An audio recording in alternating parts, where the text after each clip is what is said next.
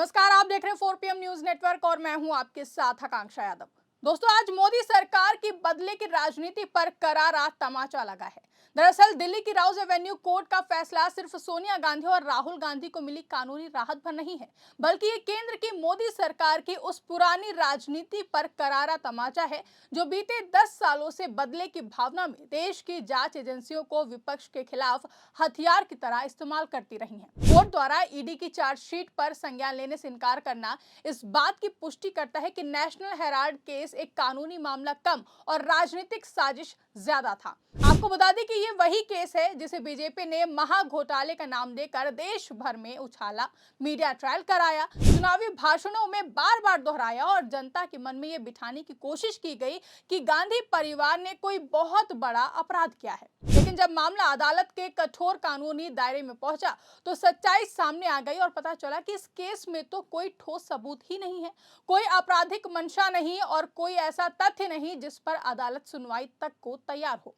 Rouse Avenue court का यह कहना है कि ईडी की चार्जशीट संज्ञान के योग्य नहीं है, अपने आप में बेहद ही गंभीर टिप्पणी है। इसका सीधा मतलब है कि जांच एजेंसी वो कानूनी सबूत पेश ही नहीं कर पाई जो किसी आपराधिक मुकदमे को आगे बढ़ाने के लिए जरूरी होते हैं। सालों की जांच, दर्जनों समन, पूछताछ और छापों के बाद भी अगर एजेंसी अदालत को संतुष्ट नहीं कर पाई तो सवाल सिर्फ ईडी पर नहीं है बल्कि उस सरकार पर भी उठता है जिसके इशारों पर यह पूरी कवायद चली है। साथ ही कोर्ट का यह फैसला इस बात को भी उजागर करता है कि कैसे राजनीतिक दबाव में जांच एजेंसियों से ऐसे मामलों में चार्जशीट दाखिल करवाई जाती है जिनका मकसद सजा दिलाना नहीं बल्कि विपक्ष को बदनाम करना होता है। कोर्ट के फैसले के बाद कांग्रेस ने इसे सत्य की जीत बताया और तीखी प्रतिक्रिया दी है। कांग्रेस की ओर से पार्टी के ऑफिशियल एक्स अकाउंट पर एक लेटर शेयर किया गया जिसमें लिखा है, सत्य की जीत हुई है। मोदी सरकार की बदनीयत और गैरकानूनी तरीके से की गई कार्रवाई पूरी तरह बेनकाब हो गई है। माननीय अदालत ने यंग इंडियन मामले में कांग्रेस नेतृत्व श्रीमती सोनिया गांधी जी और श्री राहुल गांधी जी के खिलाफ ईडी की कार्रवाई को अवैध और दुर्भावना से ग्रसित पाया है। अदालत ने फैसला दिया कि ईडी का मामला क्षेत्राधिकार से बाहर है, उसके पास कोई एफआईआर नहीं है जिसके बिना कोई मामला ही नहीं बनता। मोदी सरकार द्वारा पिछले एक दशक से मुख्य विपक्षी दल के खिलाफ राजनीतिक प्रतिशोध और बदले की भावना से की जा रही ये कार्रवाई आज पूरे देश के सामने बेनकाब हो गई है। मनी लॉन्ड्रिंग का कोई मामला नहीं, अपराध की कोई आय नहीं और संपत्ति का कोई हस्तांतरण नहीं। ये सभी निराधार आरोप जो निम्न स्तरीय राजनीति, द्वेष की भावना और सम्मान पर हमला करने की भावना से प्रेरित है। आज सब धाराशायी हो गए हैं। कांग्रेस पार्टी और हमारा नेतृत्व सत्य के लिए और हर भारतीय के अधिकारों के लिए लड़ने के लिए प्रतिबद्ध है। हमें कोई भी डरा नहीं सकता क्योंकि हम सत्य के लिए लड़ते हैं।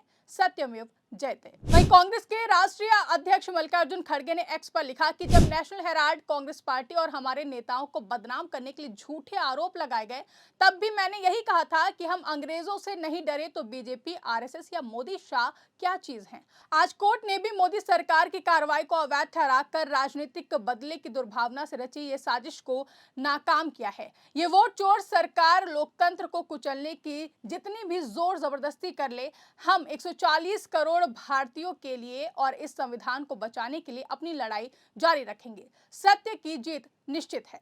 यही नहीं, कांग्रेस महासचिव और सांसद प्रियंका गांधी ने कहा कि हमने बार बार कहा कि सत्य की जीत होगी। नेशनल हेराल्ड के केस में कुछ नहीं है, यही सच है। देखिए, हमने बार बार कहा है कि सत्य की जीत होगी। इस नेशनल हेराल्ड के केस में कुछ नहीं है, सच्चाई है। इसको घसीट के आगे ले जा रहे हैं, ये इसमें कुछ नहीं है।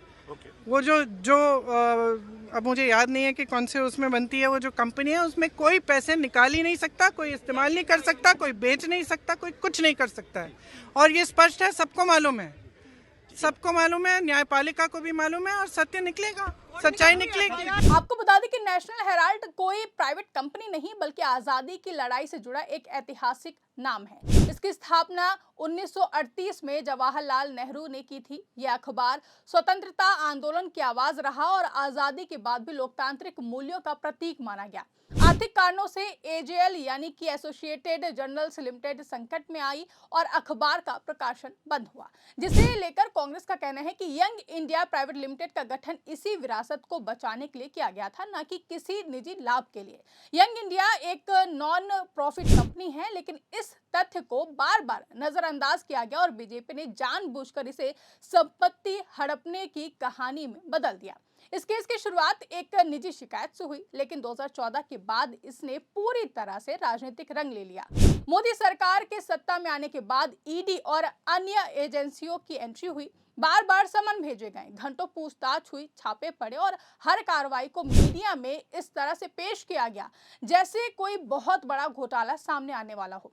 यहाँ तक कि हर चुनाव से पहले इस केस को गरमाया गया। संसद से लेकर चुनावी रैलियों तक बीजेपी नेताओं ने इसे कांग्रेस पर हमला करने का मुख्य हथियार बनाया, जिसका साफ मकसद कानूनी सजा नहीं बल्कि कांग्रेस की राजनीतिक बदनामी थी।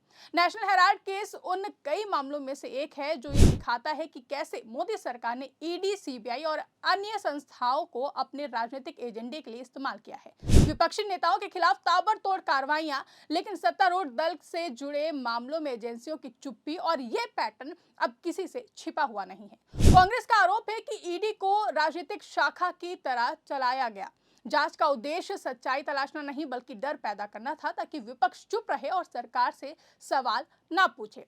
आपने देखा होगा कि जब जब देश में महंगाई बढ़ी, बेरोजगारी चरम पर पहुंची, किसान आंदोलन तेज हुआ या फिर अर्थव्यवस्था पर सवाल उठे, तब तब नेशनल हेराल्ड जैसे मामलों को उछाल दिया गया, जो कि एक सोची समझी रणनीति मानी जाती है, ताकि जनता का ध्यान असली समस्याओं से हटाकर विपक्ष पर केंद्रित किया जा सके। वहीं राजनीतिक विश्लेषकों का मानना है कि ये डाइवर्जन पॉलिटिक्स लोकतंत्र के लिए बेहद खतरनाक है। जब सरकार जवाबदेही से बचने के लिए एजेंसियों का सहारा लेने लगे तो संस्थाओं की साख पर कई सवाल उठते हैं, यहाँ तक कि संस्थाओं की साख कमजोर होती हुई भी दिखाई देती है। इस पूरे मामले ने जांच एजेंसियों की विश्वसनीयता को गंभीर नुकसान पहुंचाया है। जब अदालत ये कहती है कि चार्जशीट सुनवाई योग्य नहीं है, तो सवाल उठता है कि सालों तक जांच के नाम पर आखिर क्या किया गया? क्या ये सब सिर्फ राजनीतिक निर्देशों पर हुआ है? सवाल कई हैं, लेकिन ये फैसला न्यायपालिका की स्वतंत्रता का उदाहरण है, लेकिन साथ ही ये चेतावनी भी है कि अगर संस्थाओं का दुरुपयोग इसी तरह होता रहा तो लोकतांत्रिक ढांचा खोखला हो सकता है। वहीं कोर्ट के फैसले के बाद बीजेपी की तरफ से कोई आक्रामक प्रतिक्रिया सामने नहीं आई है। जिन नेताओं ने सालों तक इस केस को लेकर कांग्रेस पर हमला बोला, वो अचानक खामोश हैं, लेकिन ये चुप्पी खुद बहुत कुछ कहती है। राजनीतिक गलियारों में माना जा रहा है कि ये फैसला बीजेपी की भ्रष्टाचार के खिलाफ जीरो टॉलरेंस वाली छवि को झटका देता है। नेशनल हेराल्ड केस पर राउज एवेन्यू कोर्ट का फैसला इस बात का सबूत है कि बदले की भावना से चलाई गई राजनीति आखिरकार अदालत में टिक नहीं पाती है। सालों तक झूठे नैरेटिव गढ़े गए, एजेंसियों का दुरुपयोग हुआ और लोकतांत्रिक संस्थाओं को नुकसान पहुंचाया गया, लेकिन अंत में सच सामने आ गया। दोस्तों, ये सिर्फ कांग्रेस या फिर गांधी परिवार की जीत नहीं है, बल्कि उन सभी के लिए संदेश है जो सत्ता के दुरुपयोग के खिलाफ खड़े हैं। ऐसे में सवाल अब ये है कि क्या मोदी सरकार इस फैसले से सबक लेगी या फिर बदले की राजनीति का ये सिलसिला यूं ही लोकतंत्र को कमजोर करता रहेगा? फिलहाल के इस खबर में बस इतना ही। इस पूरी खबर पर, इस पूरे मामले पर आपकी क्या राय है? कमेंट करके अपनी राय हमें जरूर बताएं। अगर वीडियो पसंद आई हो तो वीडियो को ज्यादा से ज्यादा लाइक और शेयर करना ना भूलें। चैनल पर नए हैं तो चैनल को सब्सक्राइब जरूर कर लें और देखते रहिए 4 PM न्यूज नेटवर्क।